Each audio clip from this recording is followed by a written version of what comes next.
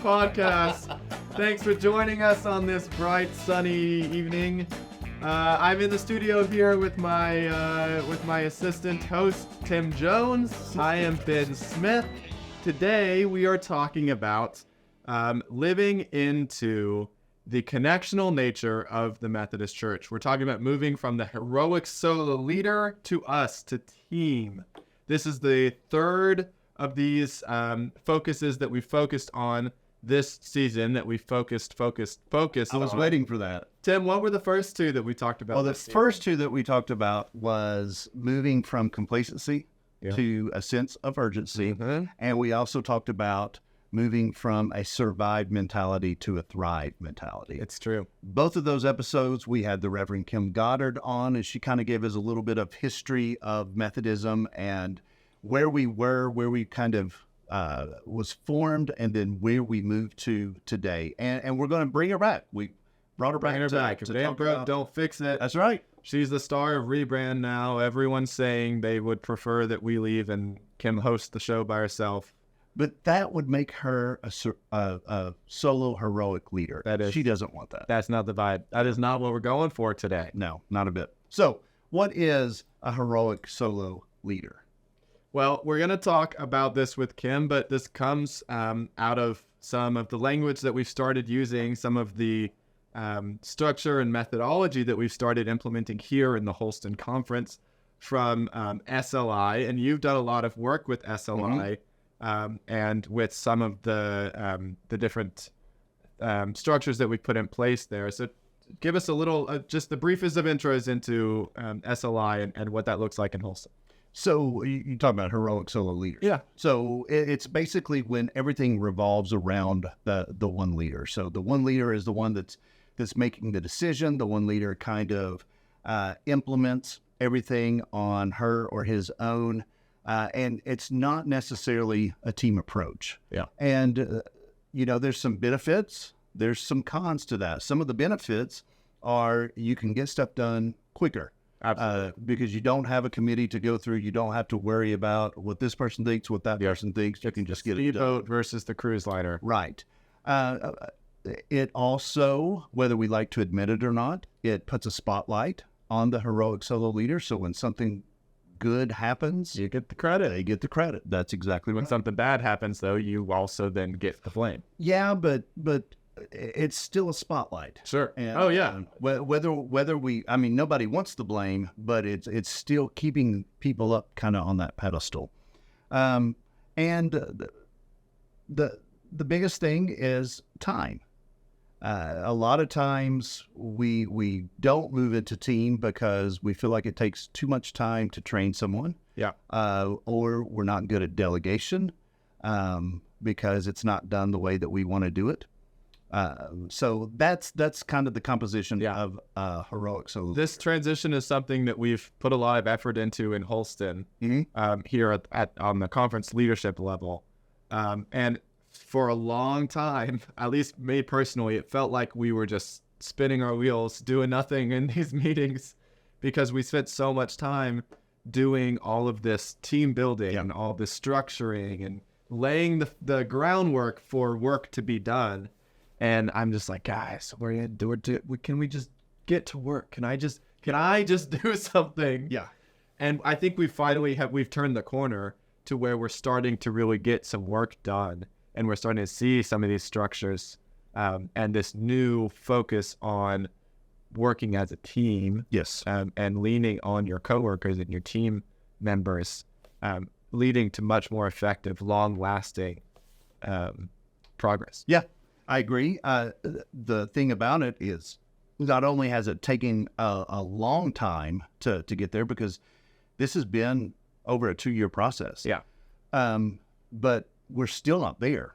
There's still a lot to take on, a lot to process, a lot to change, because we are so accustomed to give me my task, let me go do it, let me go do it my way, that it's hard to bring in a team. It's hard to sit down and hear other voices instead of just going on what you feel is the best, your gut feeling or what have you. Yeah.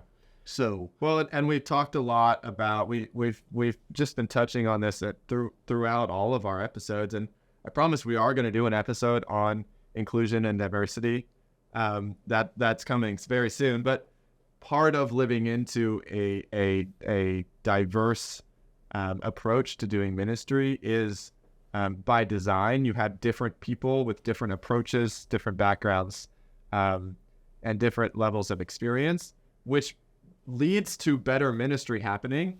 But it also means you have to take the time to get input from those people. Otherwise, you're just a bunch of people doing different things. Yeah. To be able to reap the benefit of diversity in your team, you have to work as a team. Otherwise, it's probably going to lead to even more frustration and barriers, because you're probably coming at it from different ways. Yeah. And you gotta find a way to merge all of that together. Yeah. Yep. So we're gonna go ahead and click over to our conversation with Kim Goddard. That's why the people came anyway. So let's give them what they want. Without further ado, the Reverend Kim Goddard.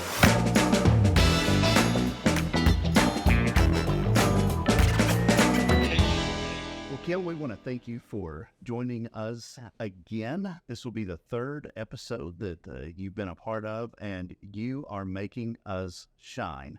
And we just want to say thanks for It's good to be back. This is fun. Yeah. Hang out with you all. Tim tried to get rid of you, and then the listeners revolted, and they said, we're not listening anymore unless Kim Goddard's back on. So you put in a good word. I was on your side the whole time. I thought so. Yeah. Okay. Well, today we're talking about heroic solo leadership versus connectionalism versus working in teams and things like that. And we have been a part of a process we've talked about several different times here in Holston called Spiritual Leadership Institute, SLI. And one of their main tenets is when you're talking about spiritual leadership, you've got to move away from heroic solo leadership. What do they mean by that? What is heroic solo leadership in your mind? To me, I think that speaks to the leader, self-proclaimed, whatever, the hired person in the church, maybe the pastor, feeling like it's all on their shoulders, that they have to be the one who comes up with the planning and the programming and to do the visitation and to that it's all on them. Yeah. Yeah. I remember I was just a kid. It may have been when my parents were first opening a savings account for me. We went into First American Bank, I think is what it was called at the time. And they had those little cubes. This would have been probably mid-'80s or so. They had the cubes. Shut up, man. With the words on it, and the words said, "If it's to be, it's up to me." And that was a slogan. It was very, very catchy, but it's something that we've started to take hold of and live into, to the point where we forget that it's not just about individualism, and we can't do this stuff on our own. Mm-hmm. What do you say about that, youngin'? Well, yeah, I mean, I think it also, the thing that I've been reminding myself a lot actually this season is this idea of heroic solo leadership or the I must do is, I think in another way that's a lack of faith, because if I think that I'm the one that has to do it, then I'm saying that I don't believe in God to come through, because I mean, that's where the power is supposed to come from, right? And so by us saying, I'm going to go it alone, we're saying, I don't think that God can do it. Yeah. Or I don't believe that God will do it. Yeah. And using God as the example, what a perfect example when we start talking about leadership and whether you do it all alone or whether you have a team.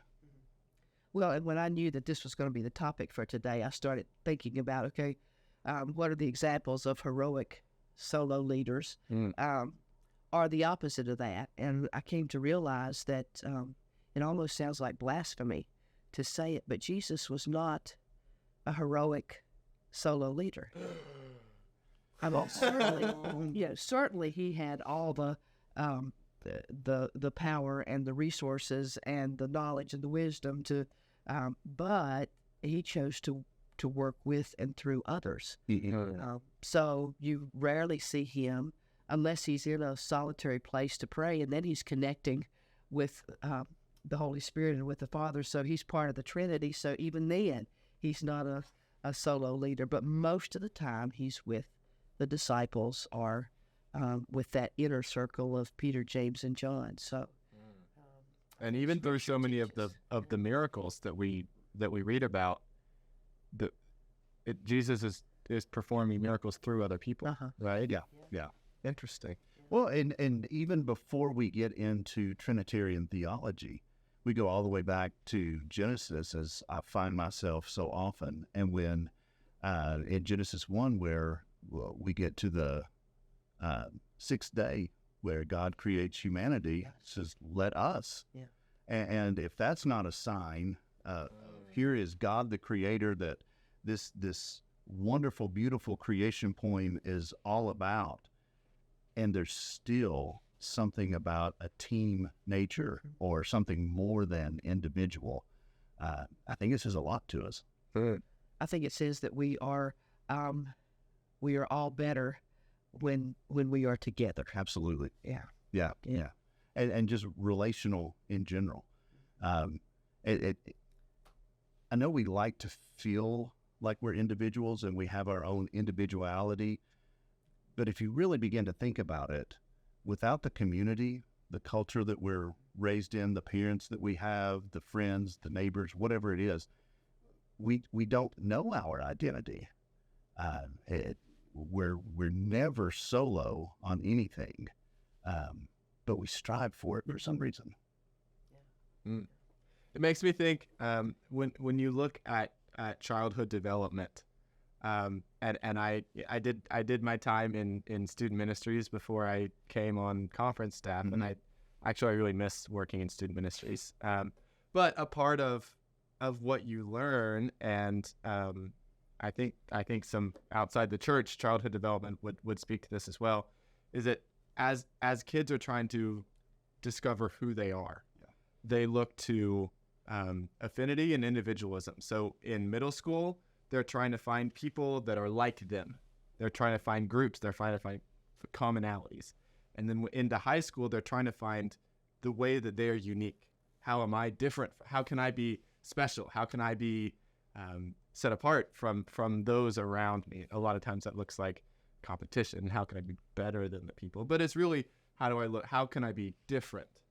And so I think maybe this is I'm going beyond what I've read, and now I'm just postulating here. Maybe as a church, we go through these phases. Maybe it's a cycle where we've tried to find ways that we are alike, and maybe we've moved into a place where we're trying to find ways that we're different. We're trying to, maybe in the Western church, we're trying to compete. We're trying to find ways that we are special and set apart from other churches, from other Christian groups, so that we can be more attractive, or we can be better, or otherwise set apart. Yeah, that's good. Came off the top of the head. Wow, that'll be something Good we thought. cut. Maybe. So, the things that we've said about the solo leadership kind of edge on the side of negativity, right? I mean, we know that Ben, you talked about kind of a lack of faith because you're the only one that can do it. Talk about some exclusion there, because if God has called all three of us into the ministry, but I'm hoarding everything because I feel like I'm the only one that can do it, then I'm actually taken away from something that you could be called into doing. But the other thing is, it's just exhausting. It is absolutely exhausting to do everything on your own, to have that weight, that burden. We love the glory when it goes right, but everything else is just tiresome. So as we move into the United Methodist Church, so let's talk about what this looks like in the church. Maybe at the denominational level, the idea of working together, the language we might use in the Methodist Church is the connection. We talk about leaning into, living into the connection, connectionalism in the United Methodist Church. What does that look like? It at its core, what is connectionalism in the United Methodist denomination? It's one of the things I love most. I think about the Methodist Church and just the Wesleyan way. From the very beginning, it looked like clergy and laity equally having a place together. And so from the very beginning, you see the crucial role that laity played alongside clergy. I think it looks like churches that partner around a common ministry or goal. And certainly in my context, growing up, serving now in the New River District that is predominantly small rural churches, and then growing up on a 5-point circuit, we learned that we could do much more together than we could separately. So I got to be part of a fantastic youth group that was made up of the several youth from 5 churches, and it was transformational for me because we learned that we could do that better together. We just didn't have the possibility of doing it any way other than to do that together. And I think about connectionalism at the district level. In the New River District, we realized that the regional jail it's called the New River Regional Jail, and it covers almost the exact same counties that the New River District of the United Methodist Church covers. So we decided that's our jail because the people in the regional jail are our people. They are people who live in the New River District, the ones who work there and the ones who are housed there. And so we've taken that on as a project and as part of our ministry, working in conjunction with the chaplain. And it has just been amazing what we can do as a district that we could never do as one individual church. I think about annual conference and how over the years we love to sit in Stewart Auditorium and listen to the tractor trailers, honk their horns before they head out, because we know that they are filled with school kits and health kits and food buckets for Isolationist and other places. And, in that moment, we feel like we've all filled that truck. And we know that we are a part of feeding these children and caring for them.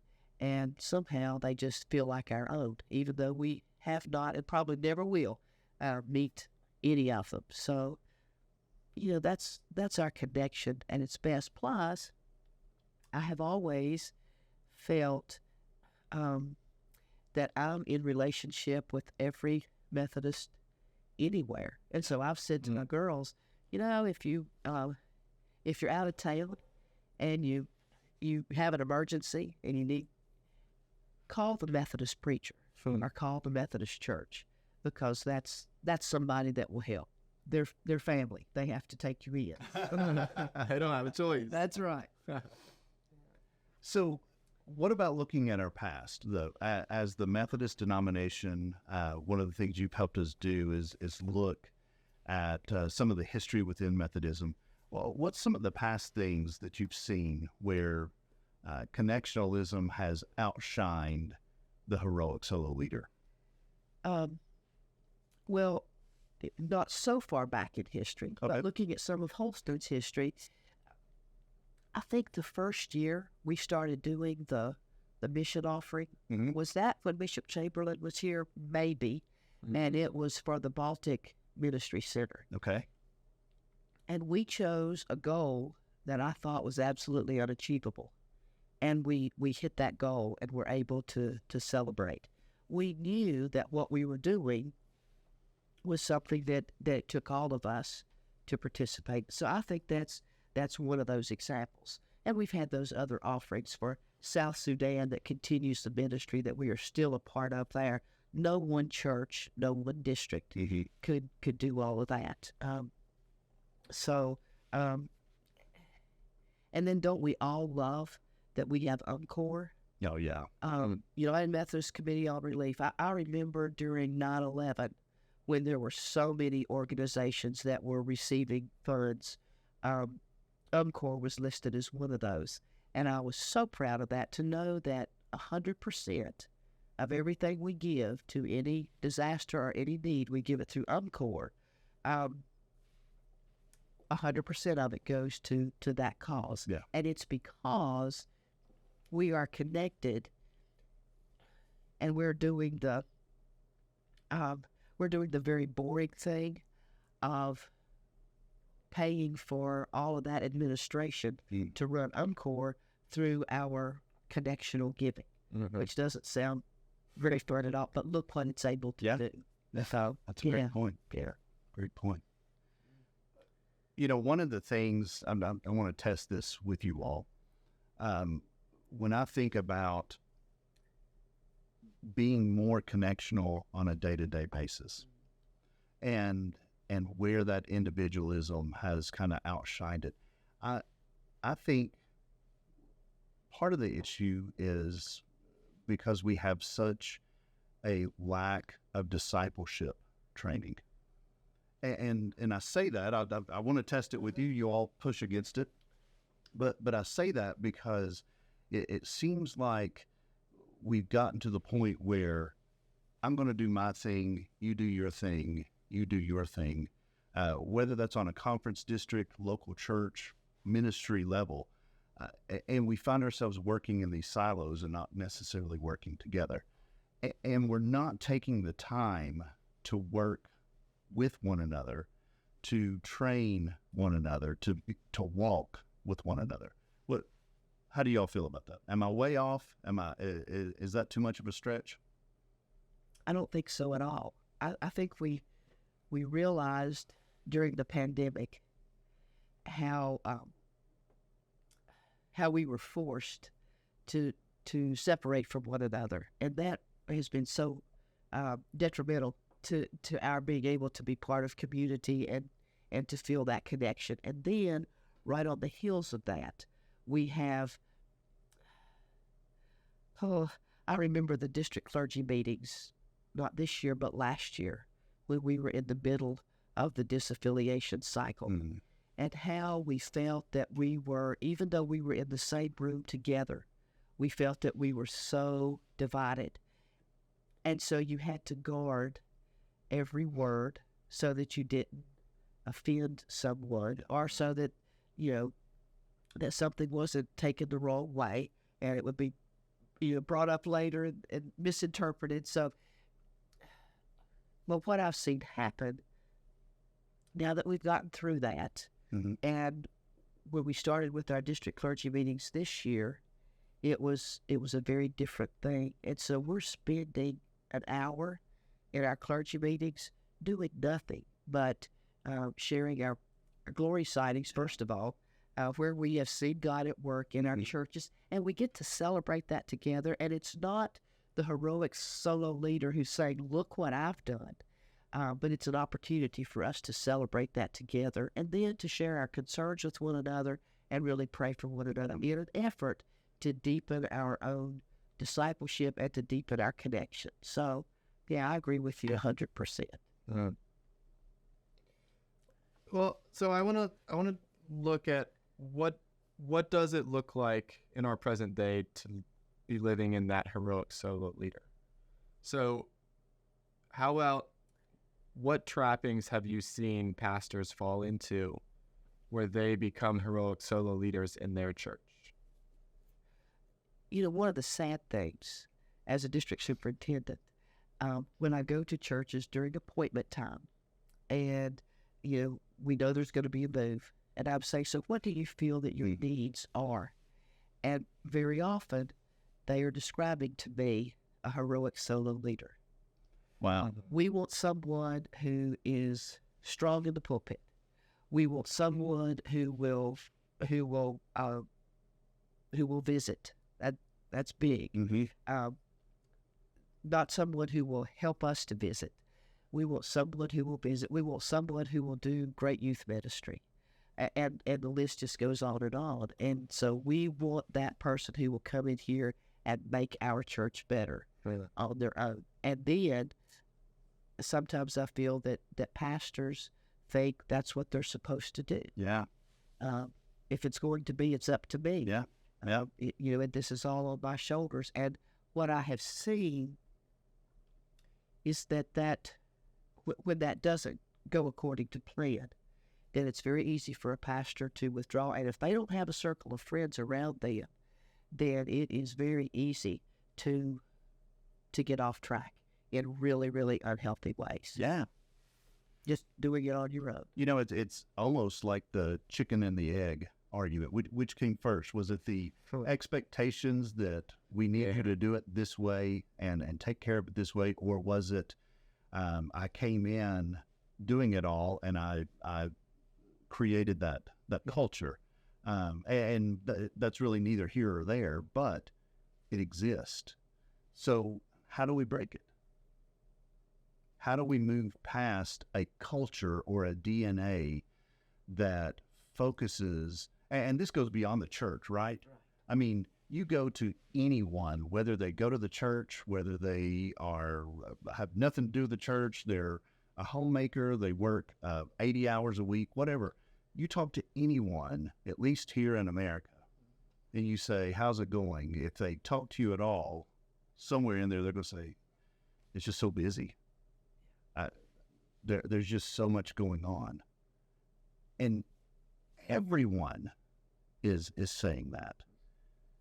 And so how do we move past the fact that we're all so busy doing our own thing into a time where we can be with team, where we can spread out the work so we can enjoy life a little bit? Yeah.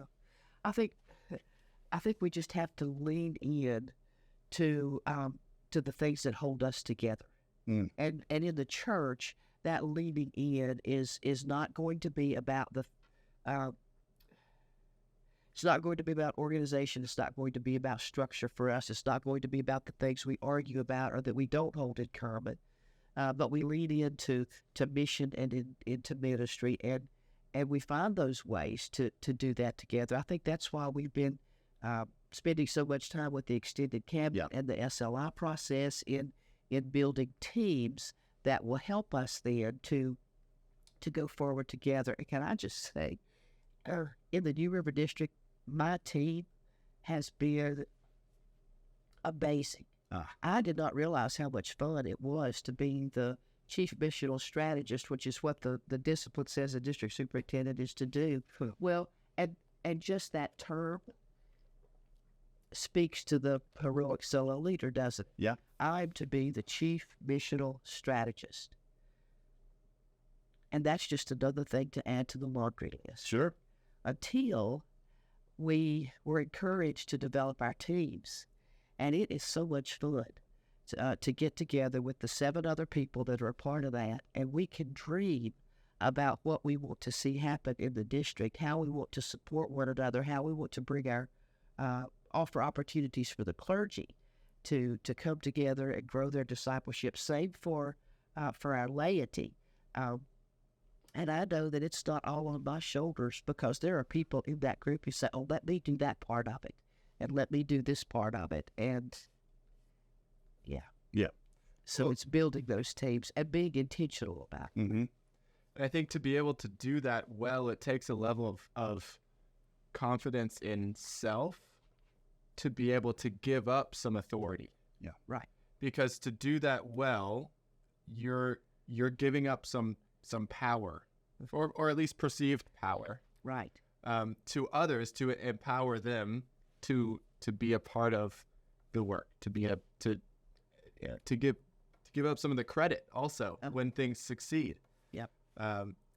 Is that something that comes with experience, or is that something that needs to be developed? Is that a skill? Or is that something that you can't have it until you've been in ministry long enough to be able to do it? I think it comes, for me, it's come most with trust. And being with this team and knowing these are people I can trust over time as we've worked through our processes. And I remember we were talking about how much our covenant group's been. We've talked a lot about covenant groups here, but we formed a covenant group with that team, and they came to me and they said, "You have to have the clergy do this." And I said, "I don't think I can do that." And they said, "But you have to." And so at that point, it was, can I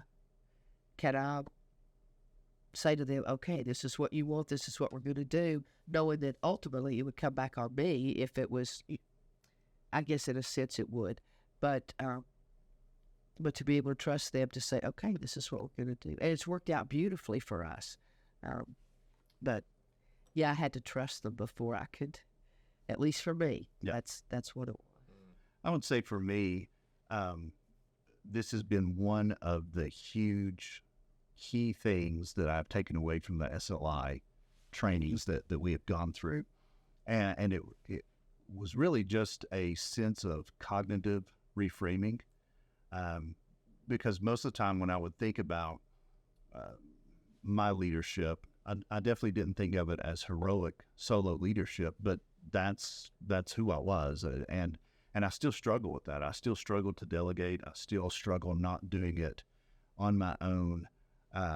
Sometimes saying, well, it'll just be faster. It'll get better if I do it myself. I don't have time to train someone. But, we've got all those excuses. But the cognitive reframing that has begun taking place is when SLI was saying, you can look at it as you can get this job done, or you can look at it as, if you're the one that's doing it, what ministry are you taking away, or what ministry are you stealing from someone else? And when they used the word stealing, it was just powerful to me, because then it put me in the position of my action to do this while I want it to be, and while I think it's the right thing to do. It's actually not even biblical, and I'm taking away from someone else's God-given ability or ministry or skill set. I'm still not there by any stretch of the imagination, but that has been something that's helped me. Well, and for me, there is such a joy. I am discovering such a joy in being able to give something away and then sit back and watch how someone takes it and runs with it. And just to see how much joy they get from that. And I think, I'll end that. So if you have to be that heroic solo leader, you're able to say, I had a part in helping that to happen. Yeah. And I have to think that with our team, we are cultivating leaders that will cultivate leaders that will cultivate leaders. And it multiplies rather than having one person do everything and hope that a few people benefit. Yeah. So, yeah. And it's so much more fun to celebrate with a team than it is to celebrate by yourself. Yeah. And the same, it's stinks to have a pity party by yourself, but when you have a team that lifts you up and say, we're going to carry you through, that makes a big difference too.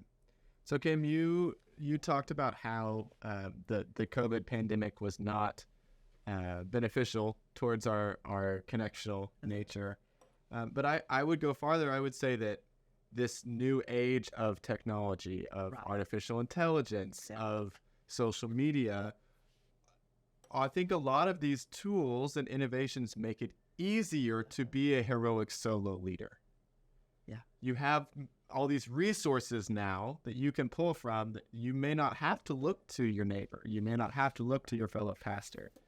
And so for that reason, it is easier to isolate and to go to depend on yourself. But what are we missing when we do that? So even if we can look to other resources to get the job done, what are we missing out on by not leaning on the rest of our connection? We're missing out on relationships. And aren't we people who are or aren't we creations that are built for relationship? Absolutely. And I think that's that's what destroys us when we are going it on our own. I think also I looked there and I say, well, if I'm doing this by myself, or especially like if I'm using artificial intelligence to satisfy some of the needs that I had that I would have otherwise relied on other people, then it's an echo chamber. I'm only hearing what I want to hear. There's no diversity of thought or of experience. And so if I go it alone, or if my congregation goes it alone, then that is a narrow view of the kingdom of God. The connectional nature of our denomination, I think, is so valuable because it includes such a vast diversity of people. So, I mean, from across the globe, from different socioeconomic backgrounds, from different racial and ethnic backgrounds, from different life experience. And so when we don't live into our connection, then we're only getting a slice of the kingdom. Yeah. We only see a slice of how God created us to be. And so, I don't know. I mean, I think when we try to be that go it alone, we're missing out on so much. So much. Well, I think that my Appalachian context is pretty amazing. Yeah. But it's not the only one. And how much you miss out on. I can remember one of those first opportunities to be at General Conference. And there was a time when we were praying the Lord's Prayer. And it's translated, I think we have to translate it 9 different languages. But to hear everyone praying in their own language, and just to look across that vast stadium floor and to see how very different we are, how very diverse we are, and to see that yet all together as a beautiful part of the kingdom, as you said, with those differences. Yeah. And that level of connectionalism is hard. It is not easy to do. I know, especially on the general conference level, like UMCOM puts out news, they put out denominational communication in all these different languages. That takes a lot of work, but it's worthwhile, right? Like we do that because our denomination is multicultural, it is multinational, and that is and has always been a part of our identity as the United Methodist Church. And it makes us stronger. Makes it more difficult to get everything accomplished that we think we need to, but we're moving in a direction together. Mm-hmm. And I have to believe it more accurately reflects the kingdom of God. I think you're right.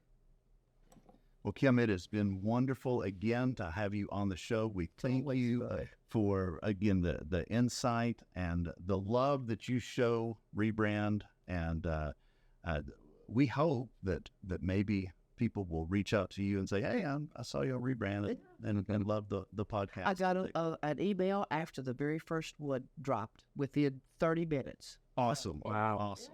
Well, and this is now our 3rd episode that you've been on. Yeah. And so 2 more and you'll get your 5-timers jacket. Yay. All right. Got my hug. I just forgot. Well, thanks so much for being on. Oh, great to be here. Thank you.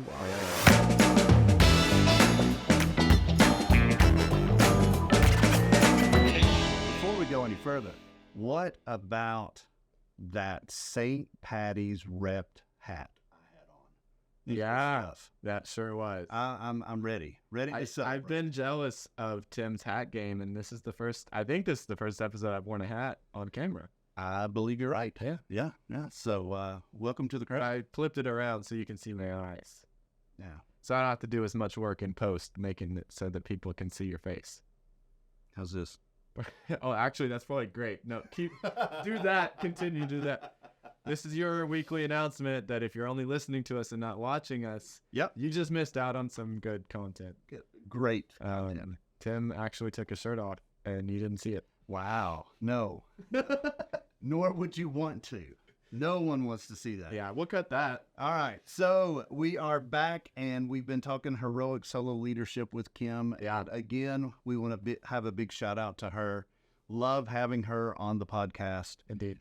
She's probably one of our biggest pod pals, wouldn't you say? She is a good friend of the pod. Yep. Good friend of the pod. We said that the three of us were on a trip to Greece last week. Yep. Doing a Journeys of Paul, Footsteps of Paul trip, which was beautiful and amazing. Hit us up if you want some pictures. It was a great trip. We had planned to record this episode with Kim on our trip in Greece, but we were just so busy eating and drinking and being merry, Yeah.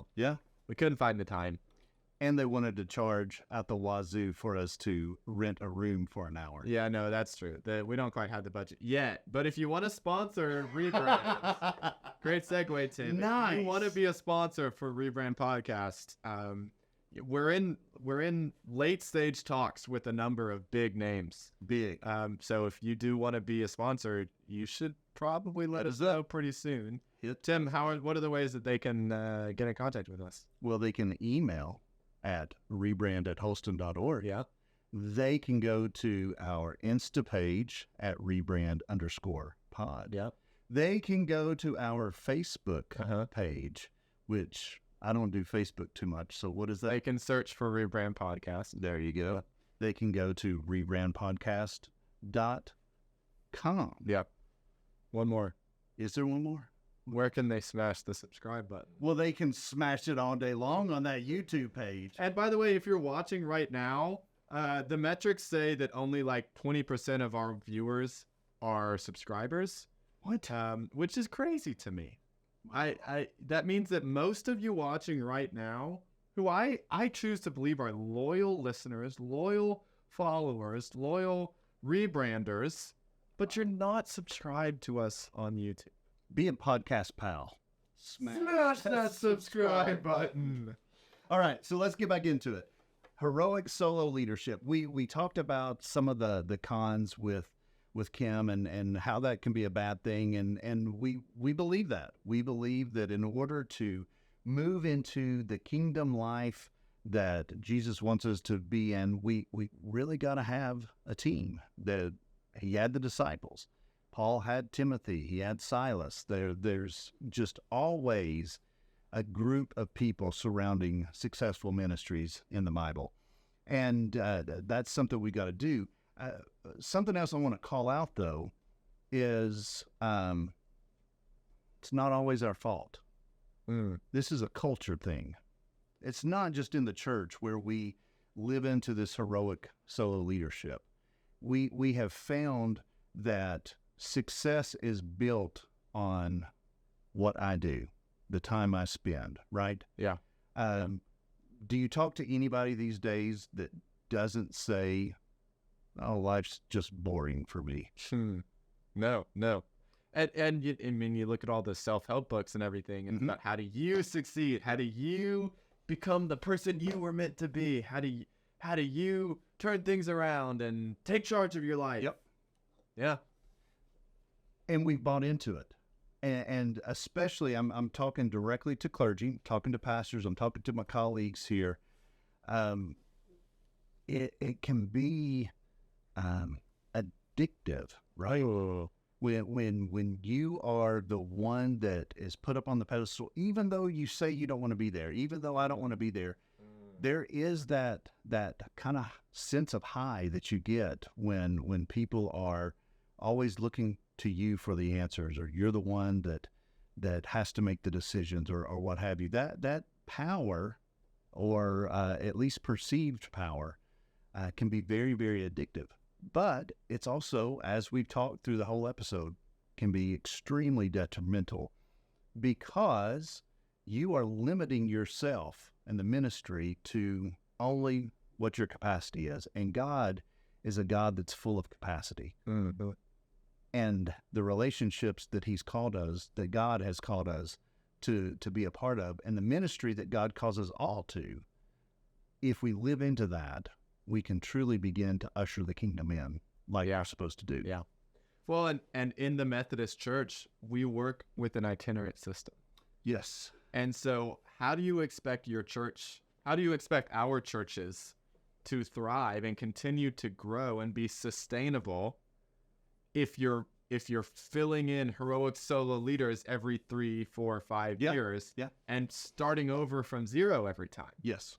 If we look at like this heroic solo leader mentality where you're collecting as many keys as you can, right? Yes. The bigger my keychain is, the better I'm doing, the more the more effective I am. But then when you leave, when you're reappointed, then somebody else has to come in and suddenly there's this huge hole that they have to fill. And there aren't other people, there's not a team around to help support that person in their transition. Mm-hmm. So I think it's both the pitfalls of the heroic solo leader are both in maximizing what you can do, what your church can do, but also sustaining what your church can That's exactly right. And that's where we have to kind of step on the laity toes right now. Because whether it's the laity have been trained or whether the laity have just kind of taken a step back, a lot of times laity have allowed heroic solo pastors to well, come in and Kim talked about it when she meets with SBRCs and asks them what they're looking for. They'll say, we want a pastor who does this, who does this, who does this, who's great at this, who's great at this, who's going to take care of this for us, who's going to do this for us.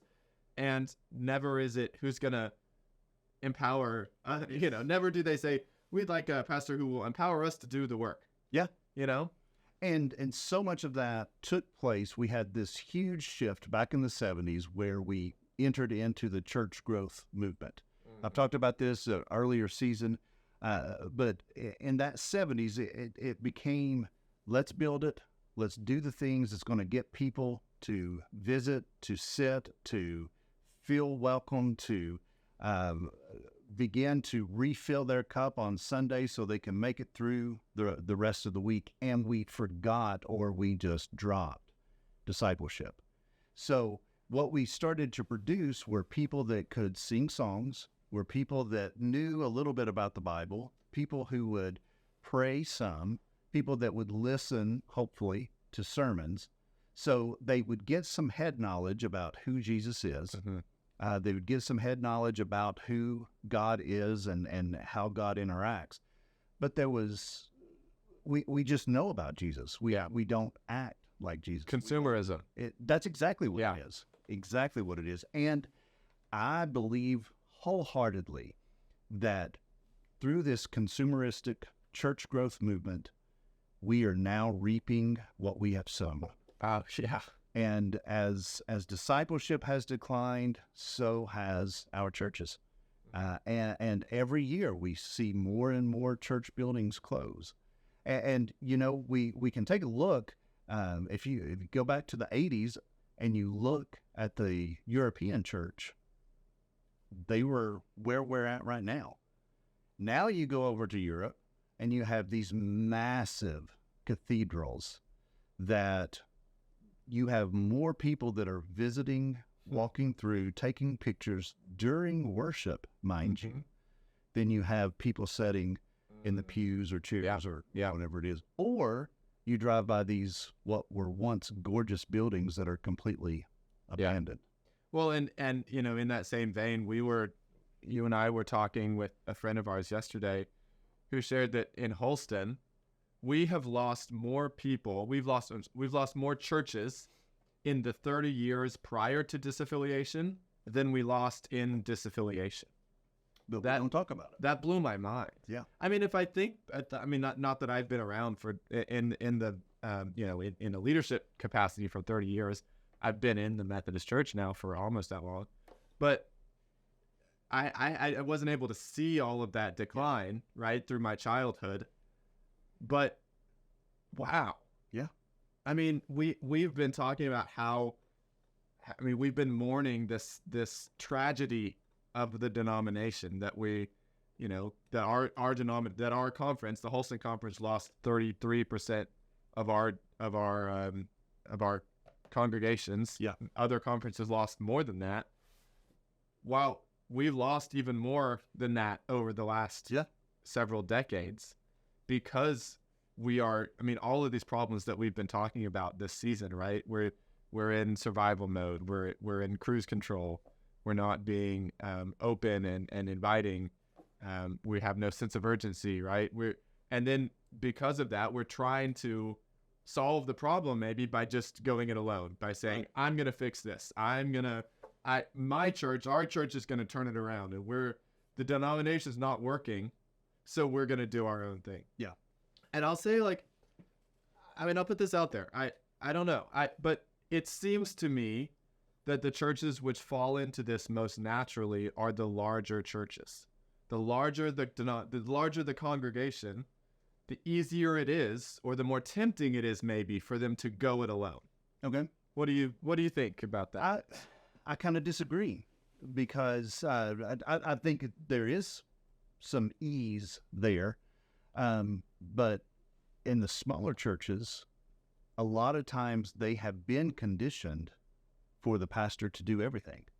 And that has been one of the things that could have potentially kept them small, because they're so used to, it's the pastor that unlocks the church, it's the pastor that mows the lawn, it's the pastor that does the cleaning, it's the pastor that does this and this and this and this and this, and the laity are not necessarily participating, so the pastor is at capacity before they can do any other type of ministry. So, but I do see in a larger church, one of the things about a larger church is it's easier to hide.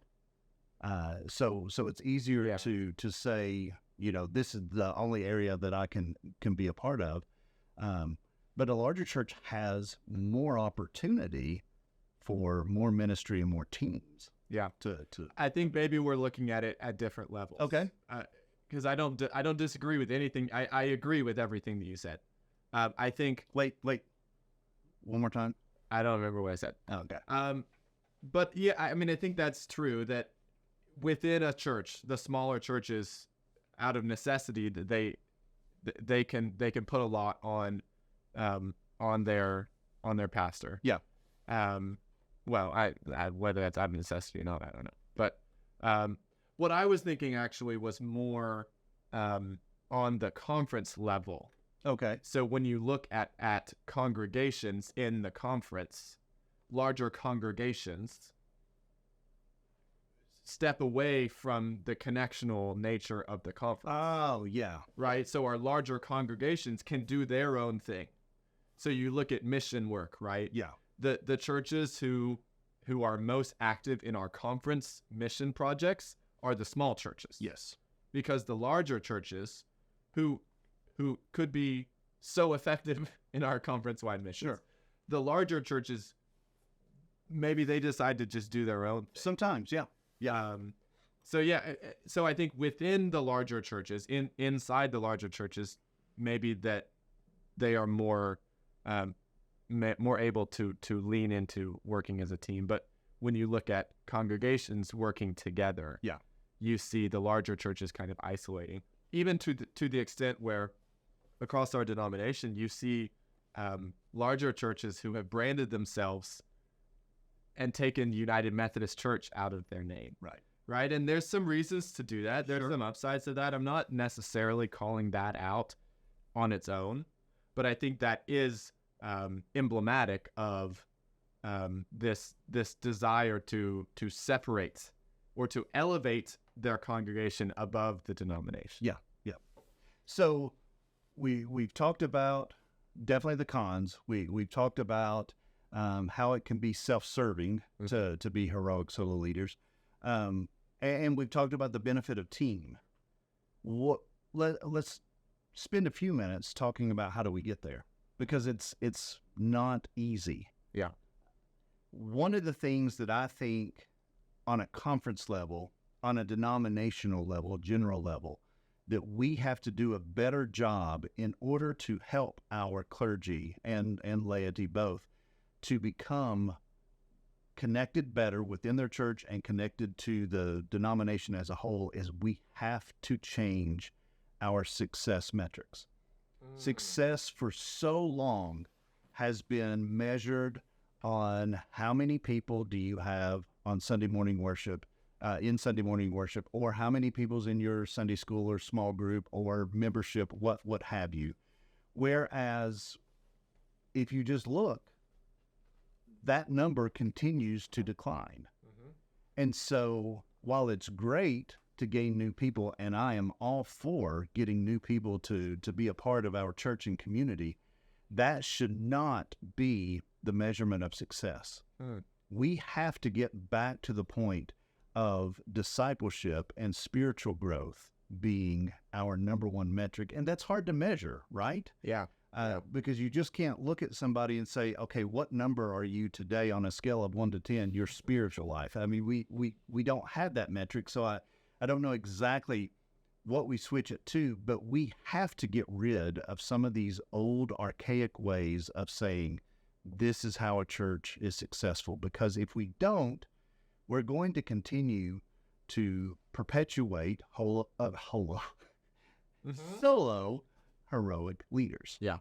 Well, yeah, and I think we see now, and not, I don't think this is a really revolutionary idea anymore, but it is still the direction that I think we've been moving in, this next steps model, right? So we have churches who will lay out a discipleship plan for their people, members or otherwise. Oftentimes membership is one of those steps, and it's about developing passionate spiritual disciples. It's about developing followers of Christ in their church. And so that looks like baptism is one of those steps, profession of faith, right? Yep. Membership is often one of those steps. But then, and it depends on the church context, but they will have different steps that are, some of them are service oriented. Some of them are Bible study, exegesis, kind of, really in the weeds, kind of what is maybe it's orthopraxy, right? Like what does it look like on paper to be a Christian or to live out my faith? Some of them are about community building, but they have all of these kind of steps or benchmarks or different places that they guide their people along, and then they're able to track.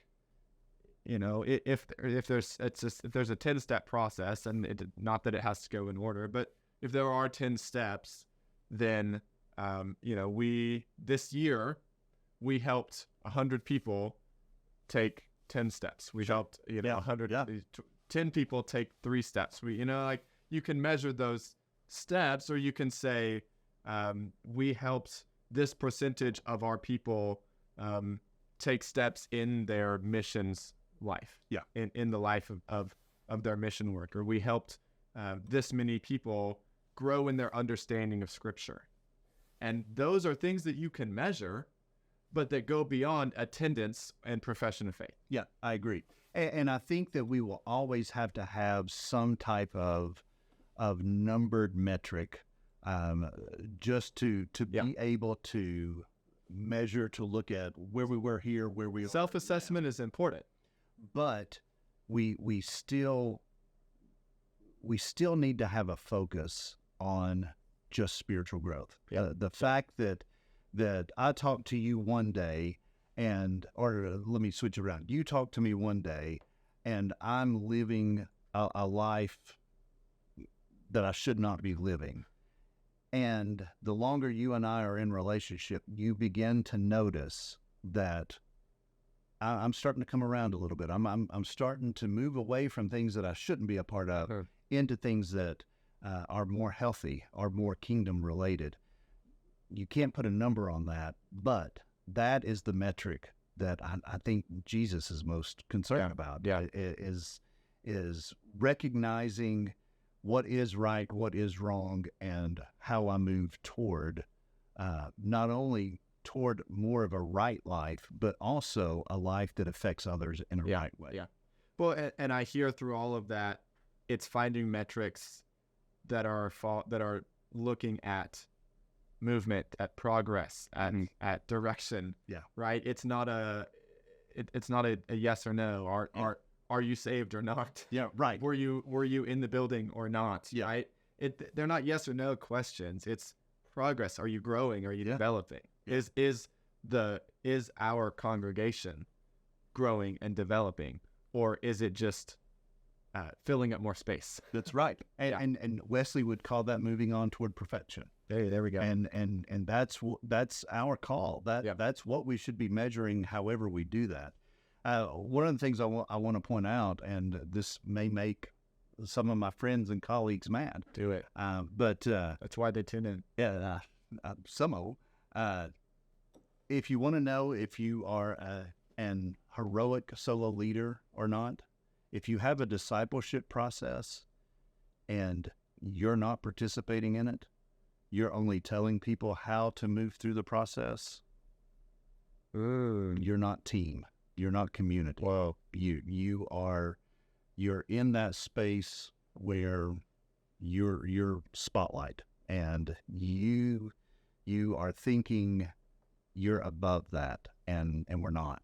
We're not. If we are not somewhere on the discipleship process, whatever that looks like, and if we cannot pinpoint where we are, and if we are not working to move ourselves further and increase that process, then we're at a bad spot. And that's not the type of leadership that we need at our churches, in our businesses, in our denomination. We need to be doing this together. Yeah, that's a good word. All right, as we begin to wrap this thing up, let's give some high points that people have some practical things that they can take away from this, and we will also get some of this stuff online. Hope you have been following us, and I hope you found some of the stuff that Ben, and give him all the credit, because he's worked hard on getting some blogs out and getting some notes for us to take home and be able to be a part of. But some of the practical things, let's talk about the benefits of team-based leadership. You've got that diversity of gifts, because a team approach is going to always allow for diversity of gifts and talents. And we see that in 1 Corinthians chapter 12. You've got the shared responsibility. It's reducing the burden on just one single leader, and it promotes a healthier work-life balance. And as we talked about with Kim, if you do that cognitive reframing, if you're doing all the work, that means you're stealing some of the ministry from other people. And so instead of stealing, you are gifting them to live into the life that God has called them to live in. There's increased creativity. I mean, collaboration often leads to more creative work and more creative ideas. I honestly cannot imagine trying to do a podcast like this solo. Yeah. I mean, it would really come down to, for me at least, the best I'd be able to do is interview people. Yeah. And we made it clear early on that wasn't what we wanted to do. We wanted to have this dialogue, and we did want to interview people, but we wanted more than just that. And so team-based will give that collaborative process. And it can be tough, right? I mean, we don't always agree. No. And we don't always come to a conclusion on, we definitely want this in or we want this out. Sometimes it's just kind of hit or miss, but that's part of growing too. And it's better decision making. If you're making all the decisions on your own, then you're always going to be kind of that one track versus having other thoughts there. You can cover this blind spots. Yeah, blind spots. That's exactly right. So then when we shift to some implementation strategies for this kind of team-based leadership, developing a leadership team, selecting the right mix of individuals with complementary skills. We just talked about that, and abilities. So diversity of thought and skill. Clear roles and responsibilities, ensuring each team member understands their role and how it contributes to the overall mission. Getting rid of that ambiguity. Whose responsibility is this? Is that, that kind of stuff bugs me. It drives me crazy. Communication, establishing effective communication channels for decision-making and conflict resolution. Open communication without threat of repercussion, right? Being able to be honest. Boy, and that's huge. Yeah. The conflict resolution, again, it kind of goes back to those blind spots, right? Because if I'm the only one making decisions, if you make me mad, I can just cut you. Yeah. And so that's going to mean you are either always walking on eggshells or you don't speak your mind like you should. But that team-based approach allows people to say, I know that made you mad, but Ben has a good idea or whatever it can be. Yeah. Yep. And then the last one is empowerment, Yes. encouraging team members to take ownership and initiative. Yeah. And in a real and authentic way, right? It's not just getting a group of people together and I still hold all the power, but I'm going to let you talk and Right. you figure it out and then I'll make my decision. Yep. You know, it's like real authentic giving. Yeah, empowering other people means giving up some control. Yeah, right? absolutely. And that's hard. Yeah. Because we love control. Yeah.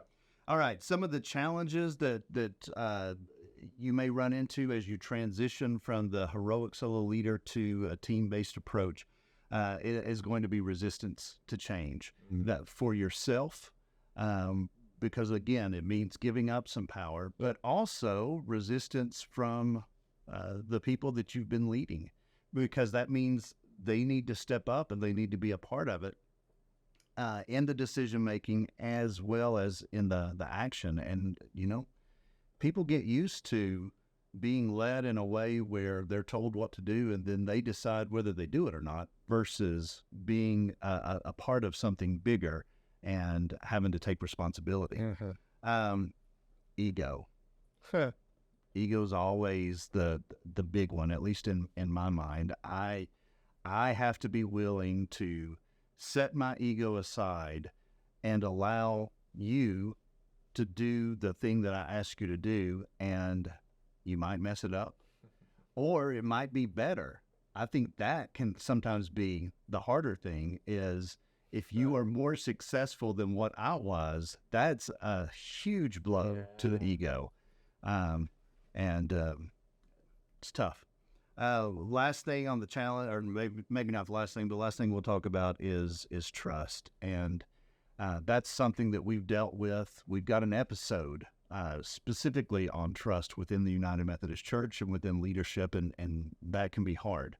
And so if there's a lack of trust, you've got to spend some time rebuilding it and putting that back together in order for a true team to be successful. Yeah. All right. Take us home. Well, this has been it's been some good conversation on what it looks like to live into the connectional nature of our denomination, of the Methodist identity. We've talked a lot about what it's looked like in the past, in the roots of the Wesleyan tradition, some of the ways that we do that well now, but a lot of the ways that we are failing at being connectional.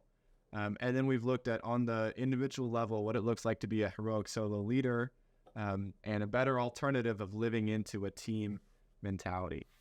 So that has been really great. I hope that our listeners at home, our rebranders, got a good word out of this, that maybe you can start to think about what some of these shifts look like in your context, in yourself and in your congregation. So we got more coming. We are about halfway through our season. I'm excited for the next half. We're picking up a lot of steam. I think people are interested in being a part of this conversation, and the feedback and the conversation that we're able to have with some of you all is only growing. So, and the growth in general. We were talking about before we got on here, the last episode. We're a little bit behind. We wanted to release these episodes every 2 weeks, but because of the trip to Greece, because of the nature of General Conference coming and things, we've kind of been closer to a 3-week schedule. Yeah. I think this one is going to be 3 weeks since it's come out. But almost 3 weeks after the last episode, all of a sudden it doubled. Yeah. And viewership almost doubled. And we just want to say thanks. Yeah. Keep sharing and again, let us know what you want to hear. And Ben will decide if we talk about it or not. Yeah, probably so. Until then, follow us on Instagram, rebrand_pod. Smash that subscribe button right now. I know you're watching. I know you can see the subscribe button. So smash that subscribe button if you're on YouTube. You can find us on Facebook. Search for Rebrand Podcast. You can email us at rebrand@holston.org. And I think that's all of the things that you can do. Our website is rebrandpodcast.com. Good job. Until next time, Let's put a team together and let's do this thing. see ya. Bye. Let's go.